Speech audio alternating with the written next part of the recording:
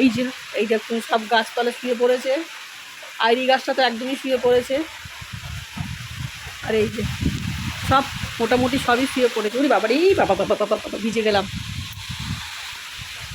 আর রাত্রির থেকে যা আওয়াজ শুনছি ঝড়ে আর বৃষ্টির, কি বলবো।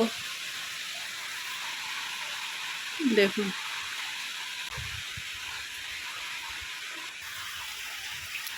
কালকে তো এই গাছ দুটো পড়ে গেছে, কলা গাছ একটা পড়েছে আর একটা কেটে ফেলেছে, যেহেতু ফল ছিল গাছটাতে বললো কেটে ফেলি, নয় রাত্রিরে ওটাও পড়ে যাবে। এই পাশে বাড়ি গাছ ছিল।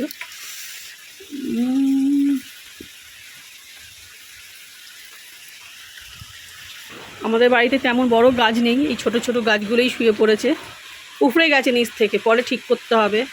বৃষ্টি বাদল থামুক তারপরে ঠিক করব, মাটি দিতে হবে গোড়াতে। আপনারা কমেন্ট করে জানাবেন আপনাদের কি অবস্থা।